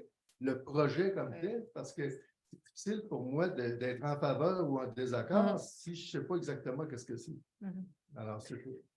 On va essayer peut-être, M. Dumas, revenir rapidement. C'est ça qu'on a déjà tenu un atelier participatif où là, on a assisté plus sur le projet, mais il n'y a pas de problème, là, c'est ça. Je peux peut-être résumer les différents échanges qui ont eu lieu depuis cet hiver. C'est sûr que nous, avec Mme Bergeron et Mme Larouche aussi du service des transports, on a analysé le projet présenté. Ce qu'on a constaté, c'est que, bon, premièrement, ce n'est pas un usage où il va pouvoir y avoir de la restauration, ce n'est pas un bar. Il va pouvoir y avoir de la dégustation de produits avant achat. On ne parle pas de quelqu'un qui vient s'asseoir à une table et puis qui passe la soirée là. C'est vraiment de la dégustation sur place pour un peu savoir c'est quoi les produits qui sont vendus. Donc, le zonage ne permet pas d'avoir un permis de restauration. Le zonage ne permet pas d'avoir un permis de bar. Ça, c'est les premiers points. Deuxième point, ce n'est pas des groupes de plusieurs dizaines de personnes qui vont pouvoir débarquer là. Selon les échanges qu'on a eus avec le promoteur, une très grosse journée d'achalandage, mettons un samedi d'été, ça peut être un maximum de 60 personnes dans la journée qui viennent tout au long de la journée là, visiter sur place. Donc, l'avantage pour nous, c'est que ce n'était pas un usage qui allait générer un fort achalandage sur le site. Il y a quand même une contrainte de stationnement. L'usage était limité uniquement à la distillerie sur une superficie maximale de 200 mètres carrés. Donc, c'est quand même très restreint comme activité là, pour ce type de bâtiment-là. Pour nous, c'était l'usage le moins contraignant pour le type de bâtiment qu'on avait là. J'avais une autre question. Oui, allez-y. Bon, dans votre analyse sur les effets sur la circulation dans le quartier, vous avez indiqué qu'il y aurait peu ou pas de changement par rapport à la situation actuelle là, de la salle d'assemblée, je ne sais pas comment ça s'appelle. Mais puis, en ce moment, il n'y a rien qui se passe là. Alors, j'ai de la difficulté à comprendre qu'il n'y aura pas une circulation, il n'y aura pas une augmentation de la circulation lorsque la distillerie va être en marche. Ma collègue Caroline Larouche va pouvoir répondre. Alors, alors. bonsoir tout le monde. Est-ce que vous m'entendez bien? Oui, très bien. Excellent. Donc, comme l'expliquait mon collègue, M. Dumas, là, donc c'est sûr que nous, on est allé en fonction de ce qu'il y avait déjà en place, c'est-à-dire une capacité de 250 dans une salle. Mais sachez, là, ce qui est vraiment important de retenir, nous, on a fait des analyses avec un maximum de 60 personnes dans des journées fortement achalantées qui pouvaient se rendre sur les lieux étalés sur toute la journée avec 6 stationnements sur rue. Mais sachez que si le projet est accepté et va de l'avant, les équipes du transport vont faire des observations. Hein, on va aller sur le terrain, on va voir comment que ça se comporte. Puis s'il y a lieu à faire des ajustements aux analyses préliminaires qu'on a fait, mais c'est des choses qu'on fait toujours en amélioration continue. Donc, sachez que nous, on a fait des analyses avec les données qu'on avait, mais ce qui est important, c'est qu'il y aura toujours possibilité de faire des ajustements par la suite pour s'assurer qu'il n'y ait pas d'impact au niveau des citoyens du secteur. Merci beaucoup. Avant d'aller dans... Il y a quelques questions en ligne, mais vous pouvez continuer. Oui, bonsoir, M. Côté. Bonsoir. Peut-être juste parler au micro. Merci. En fait, ce qui m'embête, c'est avec le commentaire qui a été fait par votre collègue, le fait que ce n'est pas un permis de bar qui est octroyé. Si c'est de la consommation uniquement d'alcool, c'est quoi exactement? Parce que là, on est en plein quartier résidentiel. Lorsqu'on regarde l'implantation, on est censé respecter le site patrimonial proprement dit. Et, à mon sens, comme citoyen que je demeure dans le secteur depuis une quarantaine d'années, ça me paraît comme des activités incompatibles. Lorsqu'on regarde, finalement, dans le guide du ministère de la Commune municipale sur la prise de décision en urbanisme, on dit que le zonage constitue un des moyens pour minimiser les inconvénients du voisinage, protéger l'intimité des gens, assurer la sécurité, la santé publique et le bien-être des gens, protéger les caractéristiques du milieu significatif contre toute insertion disparate. À mon sens, le projet de distillerie comme tel, ce n'est pas, ça me paraît être plus un projet disparate. Et personnellement, étant donné que j'aurais assumé les impacts de ce projet-là, je suis absolument contre. Je pense qu'avec le temps, si on permet les initiatives et la promotion d'idées sur la reconfiguration de ces bâtiments-là pour les recycler, on peut probablement faire mieux que le projet qui est proposé là. Merci. Je vais peut-être laisser M. Dumas répondre parce que ce sont beaucoup de questions qui ont été mises et répondues en consultation publique, là, puis avec la paroisse également. Donc, je vais vous laisser répondre, M. Dumas. Oui, puis peut-être que Monsieur Delage pourra compléter par la suite, il est plus au fait que moi. Mais le MAPAC ou la RACJ, je ne me souviens plus lequel des deux, mais donne des permis d'alcool pour des bars. Donc, on peut pas prendre une micro-distillerie qui peut faire de la dégustation puis transformer ça en bar où les gens peuvent commander divers cocktails, divers boissons, puis passer une soirée complète. Là. Je vois que M. Delage est en ligne. Voulez-vous compléter là-dessus? Oui, bonjour. Alors, peut-être, M. Delage, vous présenter aussi au bénéfice de tous. Bonjour tout le monde. Mon nom est Francis Delage. Je suis copropriétaire de la distillerie Cherry River. Et je peux répondre à monsieur, c'est-à-dire que les activités que nous offrons sont dans l'optique de boire moins et de boire mieux, c'est-à-dire que c'est des produits de grande qualité. Ce qu'on fait, c'est que selon les normes de la Régie des alcools, les dégustations, le maximum qu'on peut faire déguster, c'est 1/8 d'once de spiritueux. Donc, ce sont des dégustations en faible quantité dans le but de goûter un produit, dans le but d'en acheter une bouteille ou d'en apprendre plus sur la différence entre les différents spiritueux. L'objectif, c'est d'aiguiller le consommateur vers un achat intéressant. Puis, il y a aussi tous les produits axés sur la mixologie, les produits également qui sont sans alcool. On a une gamme tout aussi étendue de produits sans alcool qu'on offre aux consommateurs. Donc, personne ne peut venir prendre un verre ou passer du temps. Les gens viennent à la boutique et une fois qu'ils sont là, ils s'informent des différents produits qui existent, qui sont fabriqués et les dégustations sont possibles, mais à raison de 1/8 d'once par personne. Donc, c'est une faible quantité d'alcool et ce n'est pas un endroit, un débit de boisson ou un endroit où les gens vont venir passer beaucoup de temps à consommer des verres. C'est différent d'un bar ou d'un restaurant. Un petit complément d'information aussi, dans le cadre de notre analyse dans les derniers mois, moi j'ai communiqué avec la ville de Magog, mon homologue à la ville de Magog, où se situe actuellement la succursale de Cherry River, qui est aussi dans un ancien bâtiment conventuel, qui est aussi dans un quartier qui est habité. Et il n'y a jamais eu de plainte d'enregistrer à la ville de Magog par rapport aux usages qui ont cours là, dans leur installation de Magog là, au centre-ville.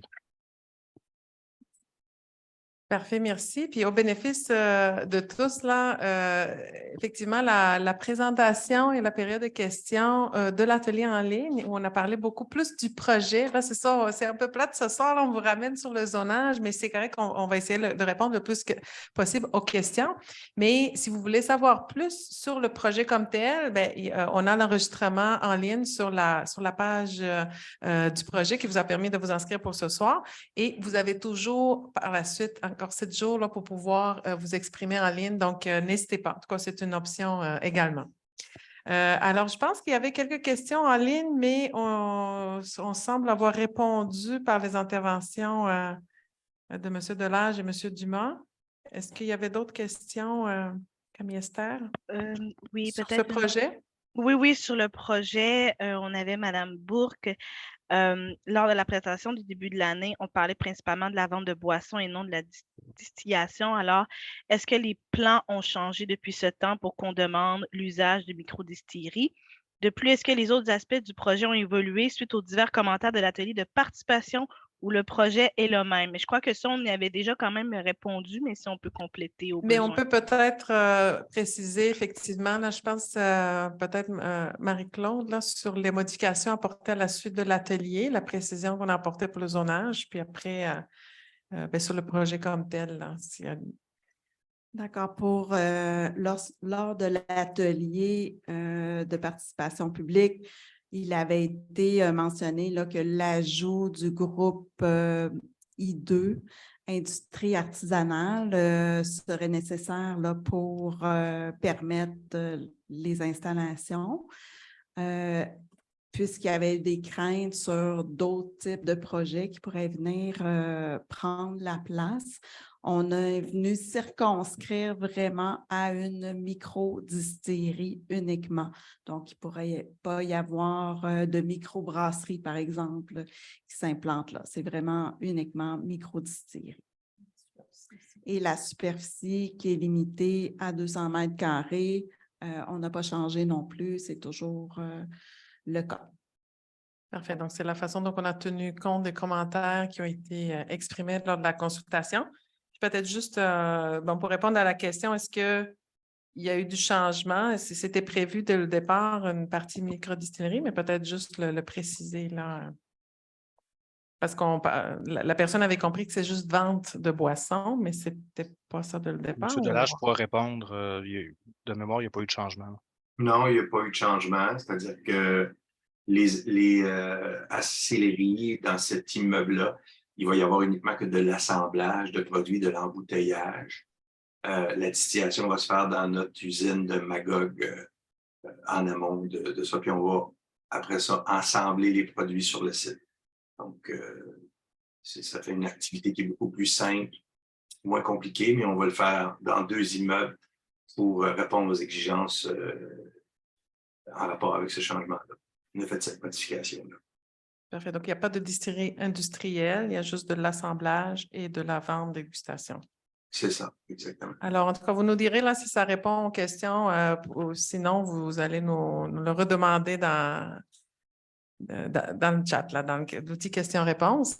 Est-ce qu'il y avait d'autres questions en ligne, Camille Esther? Je pense qu'il y a une autre personne. Est-ce que vous deux, c'est toujours sur le même sujet? Oui? On n'a pas d'autres questions concernant le projet de la distillerie, puis certains nous remercient là, de bien répondre aux questions. Parfait, merci. Alors, on a 2 autres personnes en salle là, sur ce projet-là. Donc, Patrice Louison, je voulais avoir une précision par rapport au distinguo entre la salle communautaire Puis, l'église, dans le fond, je comprends que ce qu'on dit, c'est qu'il n'y a pas d'activité dans la salle communautaire, mais que ça peut accueillir 200 personnes. C'est ça qu'on dit? Ou est-ce... Oui. 250, oui. 250 personnes. Mais il y a quand même de l'activité dans l'église. Et ma question, c'est quand il y a de l'activité dans l'église, genre, il y a le dimanche, les gens viennent à la messe, après, ils ne vont pas dans la salle communautaire. C'est ça que je comprends. Non. Ben, dans le sens que ça ne change rien à l'usage actuel. Puis, c'est un projet, lors de l'atelier, il y avait les représentants de l'Église, du diocèse qui étaient présents. Puis c'est peut-être me corriger là, mais c'est un peu un projet travailler avec eux, là, oui. Non, pour sauver l'Église. C'est juste pour comprendre, dans le fond, comment on estime l'achalandage. Parce qu'on ne prend pas en compte ce qui se passe dans l'Église, on prend en compte juste ce qui se passe par rapport à la salle communautaire. Ben, c'est deux usages différents. Hein? C'est ça. Ce n'est pas une histoire d'usage, c'est une histoire de fréquentation, de passage, que les gens ils viennent dans le coin. Parce qu'il y a des gens qui avaient peur de se dire, bon, on va avoir tout d'un coup des autobus qui vont venir pour pouvoir faire de la dégustation, ça va faire du bruit et de la circulation. Donc, c'est juste par rapport à ça, on circonscrit les deux choses, c'est deux usages différents. Et puis, il n'y a pas de suintage de... si je peux me permettre de le dire ainsi, là, je pense qu'il y a des questions qui se posent là-dessus. C'est juste soit clair pour les gens que ce qu'on prend en compte, c'est l'achalandage de la salle communautaire et pas l'achalandage de l'Église. Pour justifier le flux de personnes. C'est ça. C'est bien ça, M. Dumont, oui. Oui, c'est la salle paroissiale uniquement, là. C'est pas l'Église. Je reviens un petit peu sur le stationnement. Bon, s'il y a 250 personnes dans l'église, plus 60 pour la dégustation, les 250 peuvent aller prendre un petit verre aussi. Ça fait quand même pas mal de monde. Il n'y a aucun stationnement dans ce quadrilatère-là présentement. Toutes les vignettes pour les commerçants, ça devient un petit peu compliqué à vivre dans ce coin-là. Moi, je suis le troisième voisin de la distillerie. Alors, c'est impossible de stationner dans la rue. Ça ne devient pas un peu lourd pour le monde autour? Ben là, on parle d'une situation extrême. Là, si les gens présents dans l'église, plus le pic de l'année de la microdistillerie, décident de tout aller en même temps à la microdistillerie. Ben, je vais laisser M. Delage parler. Ils sont en discussion pour avoir des ententes de stationnement dans le secteur. Là. Oui, bonjour monsieur. Merci de votre question. Effectivement, on a évalué notre achalandage futur à 60 dans les périodes très achalandées. Au niveau de l'église, actuellement, les heures de fréquentation, c'est le dimanche et le dimanche uniquement actuellement. Et c'est le matin. Donc, l'achalandage le plus fort de notre entreprise va avoir lieu surtout le samedi. C'est la meilleure soirée à Magog actuellement. Et le dimanche après-midi, un peu.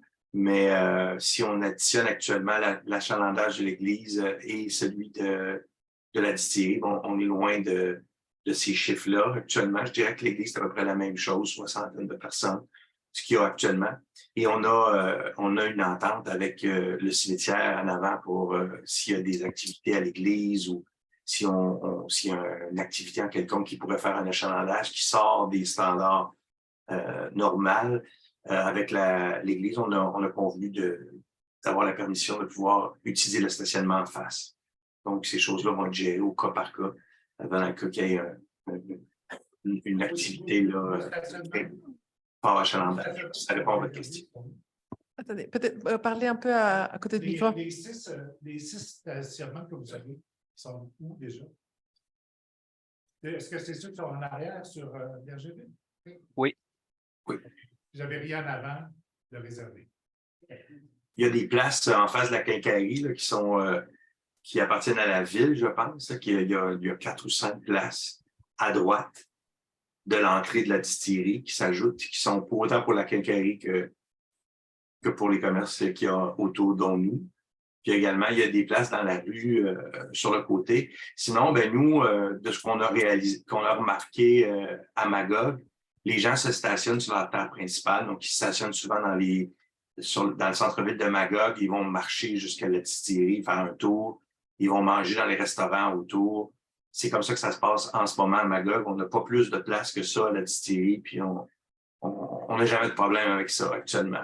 Les gens, ça rentre, ça sort, mais le fait qu'on soit à côté de la rue Maguire va nous permettre, je pense, d'avoir des passants, des gens qui vont venir prendre une marche, puis ils vont venir dans les coins, passer du temps de qualité dans les commerces avoisinants. Il ne faut pas oublier que Maguire a perdu la moitié de ses stationnements. Et ce qui n'est pas une mauvaise chose, la ville est magnifique, mais ça peut bien de place aussi. Parfait. Ben, si vous... Parfait, c'est bien noté. Puis, je vous rassure aussi, cette préoccupation a été mentionnée lors de l'atelier, là, puis l'idée a été relancée également de faire la promotion des stationnements payants aussi, là, pour les gens qui... Donc, merci. Puis, je pense que M. Delage est là pour entendre des commentaires également. Alors, merci beaucoup. Est-ce que c'est toujours sur ce projet de microdistillerie? Oui, c'est à propos des de fréquentation le dimanche. Il y a deux congrégations actuellement qui utilisent l'église pour les offices le dimanche. Ni l'un ni l'autre n'est pas très grande dans le cadre de la congrégation de l'église. C'est 15-20 personnes le dimanche. L'autre congrégation, je dirais peut-être 20-30. Ça ne change pas grand-chose à propos de la fréquentation, du moins le dimanche. De l'autre côté, par contre, on essaie de louer l'église pour diverses activités. Donc, je ne peux pas parler pour l'avenir. On espère que l'église sera plus fréquentée à l'avenir. Mais pour l'instant, ce n'est pas un problème. Merci pour votre intervention. Alors, peut-être juste vérifier avant de passer à l'autre sujet. Donc, Camille Esther, est-ce qu'il y avait quand même une autre question dans la salle ou ça a été répondu pour la microdistillerie? Oui, certaines questions ont été répondues. Oui, peut-être une question, Madame Justine Hen. La ville peut-elle rendre, en fait, c'est savoir si la ville peut-elle rendre publique l'analyse réalisée par le service de transport concernant les impacts négligeables sur la circulation et le stationnement, alors que le promoteur a déclaré avoir accueilli 5000 visiteurs en 2022 à question de Magog. Pour le Donc, volet des visiteurs, Esther, Camille, ce qu'il faut mentionner, c'est que nous, la donnée avec laquelle on a travaillé avec le promoteur, c'est le 60 maximum en période achalandée. Il n'y a pas d'étude de circulation qui a été effectuée par ce projet-là, de par l'envergure qui ne le justifiait pas. Par contre, ce que je peux confirmer, c'est qu'il y a des rencontres avec l'ensemble des intervenants de l'ensemble des équipes, c'est-à-dire les gens de mobilité intelligente, les gens de mon équipe à moi de la planification du transport et également les gens du stationnement, qu'on a regardé la demande d'analyse du permis. Donc, lors de cette rencontre-là, tous les intrants ont été considérés, les échanges ont été faits et il y a les recommandations qui en sont ressorties, qu'on vous a présentées un petit peu plus tôt. Donc, à la question, il n'y a pas d'étude de circulation comme dans des projets d'envergure où est-ce qu'on va avoir des 200 portes de logement qui va s'établir, mais il y a une équipe multidisciplinaire qui s'est penchée, qui a analysé et qui a fait les recommandations en fonction des données qui ont été transmises par le promoteur. Parfait, merci beaucoup. Alors, on va passer donc au troisième sujet. Là. Alors, on a pris un peu de retard, on s'excuse, mais je pense que c'était important là, de faire le point. Donc, est-ce qu'il y a des questions sur la troisième modification, en tout cas qui est multiple, qui est à la fois donc tout ce qui touche le Faubourg Saint-Michel, que ce soit le parc ou le terrain, une nouvelle construction ou bien les normes d'implantation et de stationnement dans le faubourg. Alors, bonsoir. Donc, on va commencer avec quelques questions en salle, puis on peut compléter avec des questions en ligne. Bon. Alors, bonsoir, madame. Bonsoir, Nicole Marois, citoyenne. Peut-être parler un peu plus fort. Vous nous dites si vous entendez bien en ligne. Oui, bonsoir. Nicole Marois. Bonsoir, on s'est parlé. Oui. Moi, c'est sur le point B de sujet 3, donc la hauteur des dans la nouvelle zone qui va être où était l'ancienne aréna, dans le fond, c'est ça que je comprends. Dans cette zone-là, j'ai cru constater qu'il y a déjà 6 maisons de ville qui appartiennent à la copropriété sous les bois qui sont déjà dedans. Hein? C'est ça? Oui. C'est des bâtiments de quelle hauteur, ces bâtiments-là? Là, pour vous donner la hauteur exacte de ces bâtiments-là, là, ce serait plus difficile, mais on a vérifié globalement dans le quartier, on a des outils qui nous permettent de faire les évaluations de hauteur. Puis, de façon générale, là, à 12 mètres, là, on rentre dans les gabarits qu'on retrouve dans ce secteur-là. Au même titre, par exemple, du nombre d'unités, on a regardé globalement dans les zones typiques des lots plus anciens. Là, puis, le maximum là, qu'on avait trouvé là, pouvait atteindre, dans certains cas, 3 ou 6 unités. Okay. C'est vraiment d'une observation globale de ce qu'on retrouve, mais vous dire exactement combien de mètres pour les bâtiments, les petites maisons. Parce que là, vous dites on passe de 13 mètres à 12 mètres. Moi, pour moi, là, j'ai de la misère à me situer combien il va y avoir de... Qu'est-ce que ça représente par rapport à ce qui est déjà là? À l'existant. Oui, parfait. C'est ça, parce qu'il y a déjà une belle courbe, une belle pente avec les maisons de ville qui descendent parce que le terrain est en pente, évidemment, qui descendent graduellement, puis le terrain de l'aréna est encore plus bas. Donc, ça serait le fun que ça suive, cette affaire-là, puis que ça ne se mette pas à remonter parce que c'est 12 mètres. Tu sais, ça serait beau que ça suive une ligne agréable. Est-ce que vous souhaiteriez que les futures constructions soient similaires à celles que vous mentionnez? En tout cas, sûrement pas plus hautes. Puis, en tout cas, ça serait quelque chose qui pourrait être bien, mais si j'avais des chiffres, je pourrais te dire mieux si c'est ça que je veux. Mais là, je ne sais pas les hauteurs des constructions. Mais on comprend bien là, que vous souhaitez que ça ne dépasse pas celles qui ont été construites. Oui, puis les maisons de ville, si je ne me trompe pas, puis c'est 2 étages. Parce que vous avez quelque chose qui va jusqu'à 3 étages.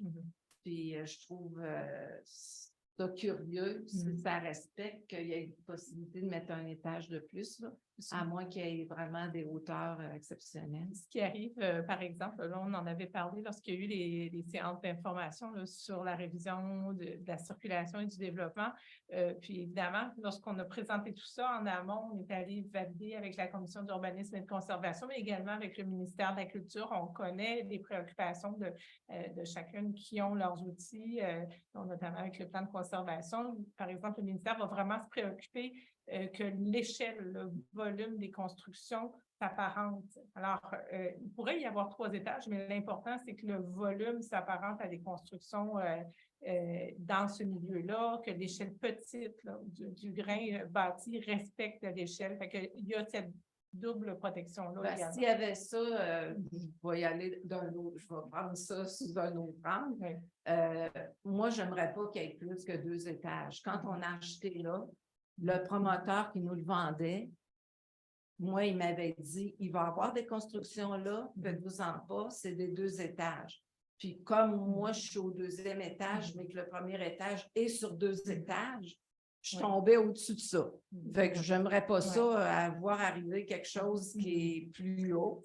Puis je ne sais pas la toiture aussi, quelle sorte de toiture que vous allez permettre, parce que là, il y a des toitures plates pour les maisons de ville. Les maisons du Faubourg plus anciennes ont des toits de l'époque qui sont quand même beaux, là. Il y a pas, mais... Parfait. Peut-être répondre rapidement à ça, puis après, on va demander d'autres interventions. Oui.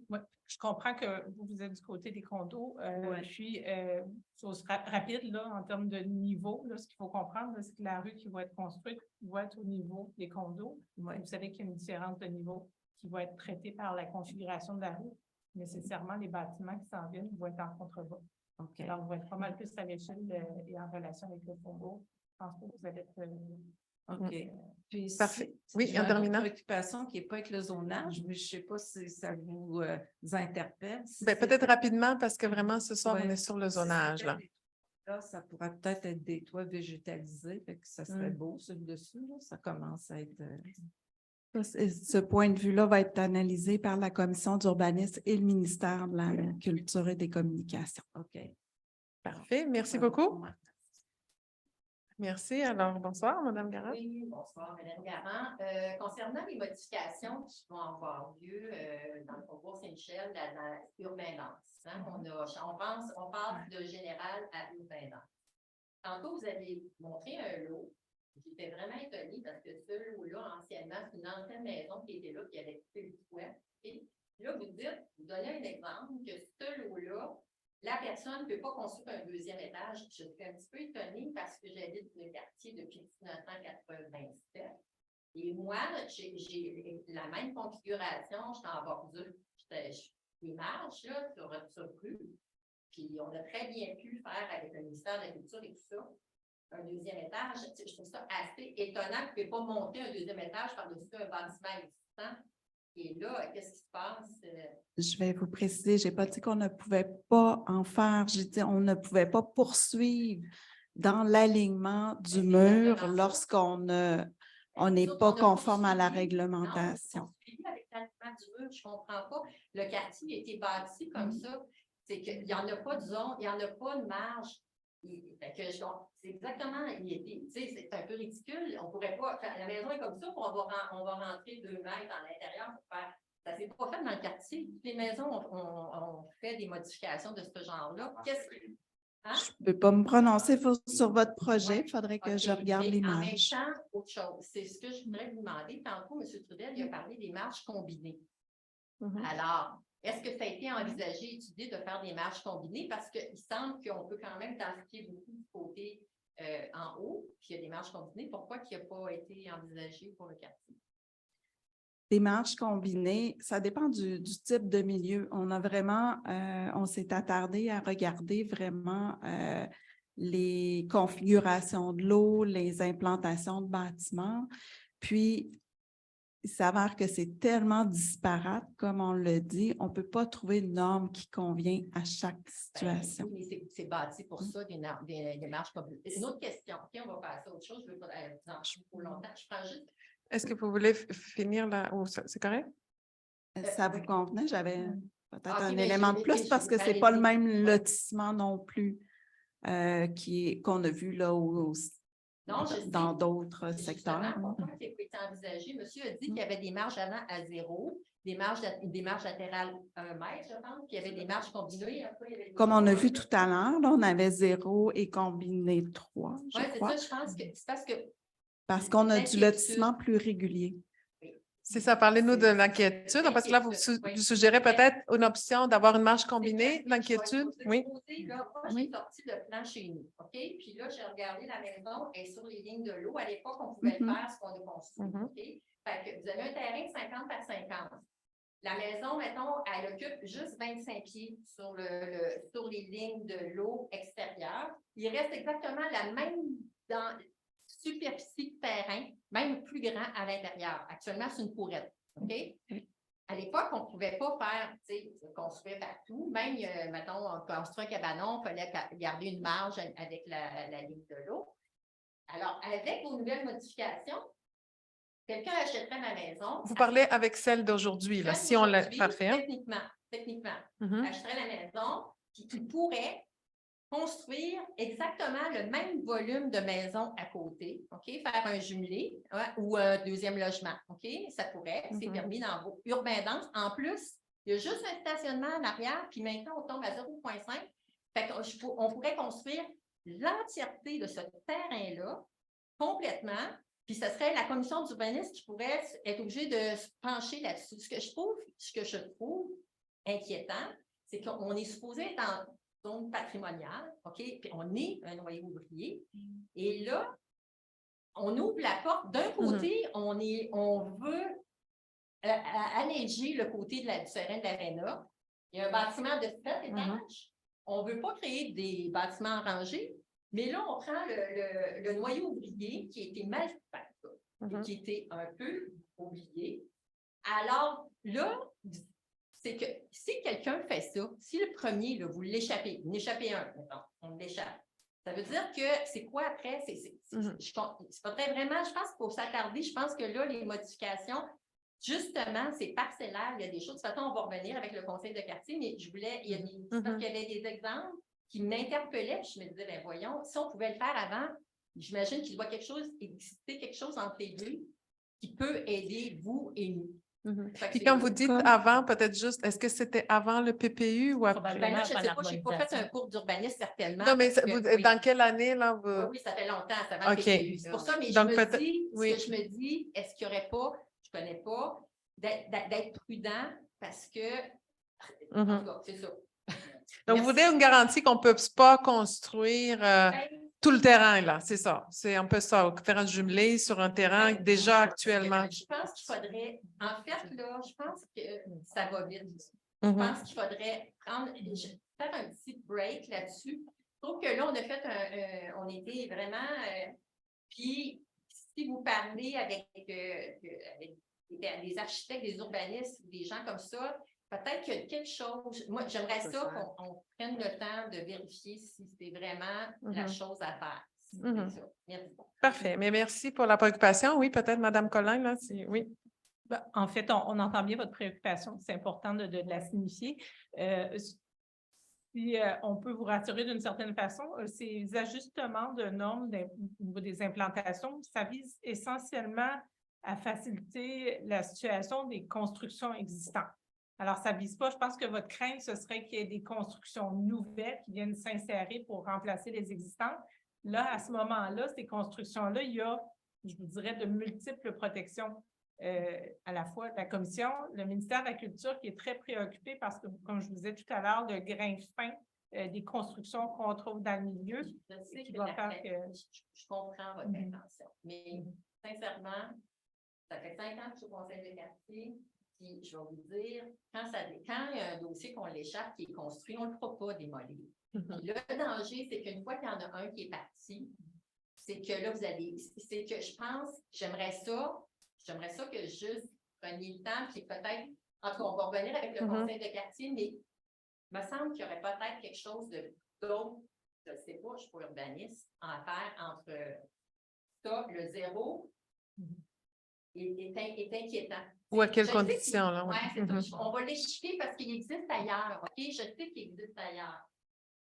Là, c'est peut-être pas la... En fait, je suis en train de faire le speech que je vais faire tantôt, mais il existe ailleurs, mais c'est plus facile ailleurs. Tu sais, on va parler Notre-Dame de Pitié, là, dans le bout du Pont-Scott. C'est toutes des petites maisons militaires, mais ils ont un rythme. Fait que c'est plus facile de venir imposer des choses. C'est que, sincèrement, là, j'ai peur qu'à un moment donné, vous soyez pris avec un cas que nous autres, on ne soit pas capable de rien faire. C'est ça le problème. C'est pas, je comprends, l'intention est bonne, mais je ne suis pas sûre que le moyen est le bon. Merci pour votre intervention, là, très, très légitime. Là. Merci. Puis, on va avoir après aussi, je viens à vous, puis après, on a une autre question en ligne. Oui, bonsoir. Une petite précision sur le terrain de l'Arena. Est-ce que vous l'avez présenté comme étant une propriété de la ville, je comprends bien?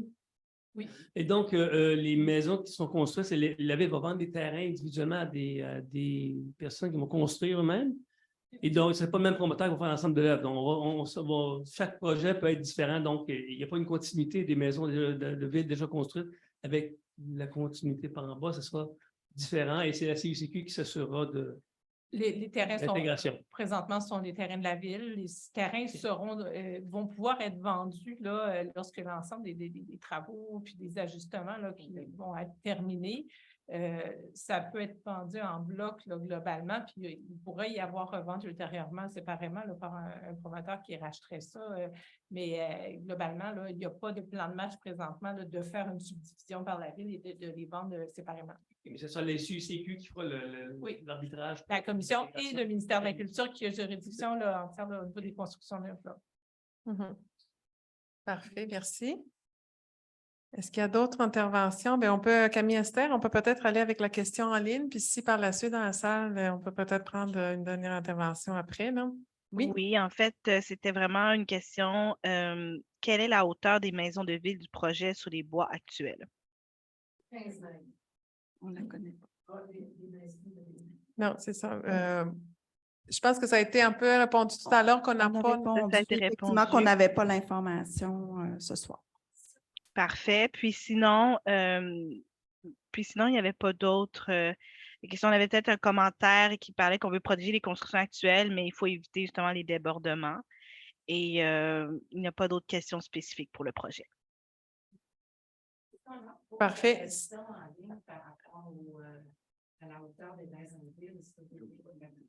Ben, on peut vérifier. Oui, allez-y. Ce que je dirais, c'est que c'est sûr que ce qu'on peut faire souvent, c'est qu'il y a des normes typiques qui s'appliquent sur l'ensemble du territoire, des secteurs où on va avoir des gabarits de 1, de 2 étages. Là. Il y a des normes standardisées à ce niveau-là. Donc, le 12, c'est pas 12 mètres, c'est pas quelque chose d'incongru avec les gabarits qu'on retrouve dans le secteur. Oui. Mais on pourra vérifier si on pourra. Écrivez-nous, puis on verra si on peut vous donner l'information. Puis, c'était quoi l'avantage, ou en tout cas le but visé de passer de 13 mètres à 12 mètres? Ça venait interdire quoi dans l'esprit des gens? Ou ça devait faire quoi? L'objectif, ce n'était pas d'interdire, mais vraiment de s'arrimer avec le fait qu'on a dit on va se rapprocher davantage de l'échelle qu'il y a dans le faubourg. OK, il n'y avait Tout pas simplement, et c'est pas un projet derrière tout ça, c'est vraiment la réflexion et la suite logique de ce qu'on avait discuté avec les citoyens dans le secteur lorsqu'on a parlé de la révision, du développement. Excusez-moi, est-ce que quelqu'un dans ça pourrait aller fermer la porte? Merci, ce serait gentil. C'est ça, un centre communautaire animé, il y a de l'activité. Parfait. Alors, merci beaucoup. Est-ce que ça faisait le tour des questions? Parfait. Donc, s'il n'y a pas d'autres questions là-dessus, ce que je vous propose, donc je vais redonner la parole à Mme Maude Messier-Larouche pour le mot de la fin. Je vais donc juste vous rappeler que vous avez du 14, donc ce soir, demain matin, donc vous allez avoir accès à la présentation en ligne, également à l'enregistrement. Et vous pouvez également participer à la consultation écrite du 14 au 21 juin. Donc, en complétant le formulaire en ligne. Oui, allez-y. Peut-être aller au micro. Oui. Est-ce que les opinions du conseil de quartier vont être aussi écoutées par les gens ce soir? Oui, bien, on peut continuer. Et ça va être un enregistrement que les gens vont pouvoir écouter par la suite? J'allais le dire, là, qu'effectivement, par la donc, une fois que Mme Mercier-Larouche aurait dit le mot de la fin, ça va mettre fin à cette partie consultation sur ces 2 projets de règlement, le PPU et le règlement en concordance. Et par la suite, là, je vais inviter les membres, donc on va prendre peut-être 5 minutes de pause, là. Puis après, je vais inviter les membres du conseil de quartier en avant. Ils vont pouvoir formuler leur opinion également là, sur ces modifications. Et le tout fera partie d'un rapport de consultation qui sera acheminé aux élus de l'arrondissement qui, eux, vont se prononcer donc, sur les modifications là, pour voir s'ils adoptent ou pas les modifications. Donc, ce soir, ça reste consultatif à la fois nous et la séance du conseil d'arrondissement, du conseil de quartier, et le tout va être acheminé aux élus. Alors, sans plus tarder, Mme Mercier-Larouche, là, je vais vous donner le mot de la fin. Très brièvement, merci beaucoup d'avoir été là. Moi, ça m'a permis de vous entendre, d'entendre vos préoccupations, les sensibilités que vous avez par rapport à ce qui s'en vient et ce qui est présenté. Quand je dis ce qui s'en vient, ce n'est pas officiel, hein, parce que ce n'est pas pour rien qu'on fait des consultations publiques, ce n'est pas juste pour se donner bonne conscience, c'est vraiment pour faire en sorte d'entendre les préoccupations. Je vous invite vraiment à aller consulter, à effectuer la consultation écrite en ligne, parce que pour nous, ça nous permet de colliger de la donnée, puis de faire en sorte, plus on a de répondants finalement aux consultations en ligne, plus on peut avoir une meilleure idée, nous, à titre d'élus, de ce qui est vraiment le coût de la population. Donc, je vous invite réellement, vous avez 7 jours pour le faire, pour aller remplir le formulaire, répondre aux interrogations qui sont là. Et nous, bien, on va s'enquérir de ça par la suite pour pouvoir se faire une tête à l'arrondissement, comme Christian l'a mentionné. Donc, merci d'avoir été là ce soir. Ça se poursuit avec le conseil de quartier qui sont vos représentants et qui sont le pouls du terrain aussi, qui ont un engagement indéfectible dans ce qu'ils font et dans ce qu'ils sont ici au conseil de quartier Sillery.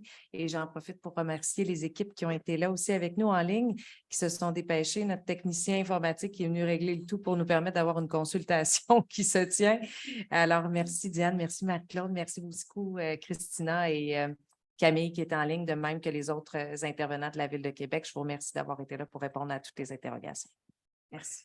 Merci beaucoup. Donc, il est 21h, alors on peut dire qu'on va reprendre en 5 minutes, là. Puis je vais inviter les membres du conseil quartier de se joindre. Merci.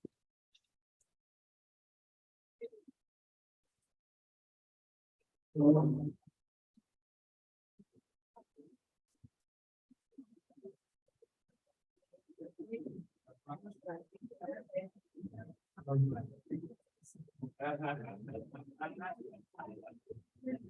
va essayer de faire ça rondement. Moi, je vais vous laisser la Pardon? Je vais vous laisser la place. La place, je vais prendre moi la place. La place président, c'est exactement ça.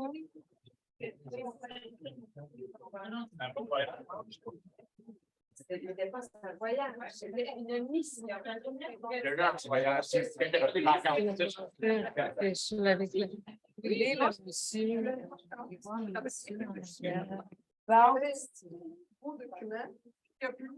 Ah, vous avez... oui, regardez, on peut vous donner... celui-là?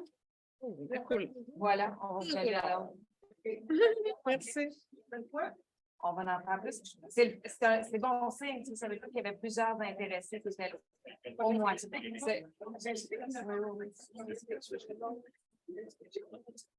avez raison. Vous avez raison d'en prendre bonne note. Madame. C'est déjà parlé, Madame Marc. Non, c'est déjà parlé. Mais en ligne, on ne voyait pas. C'est juste ici à l'écran.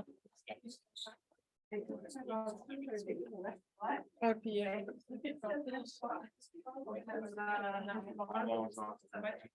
Restez quand même ici.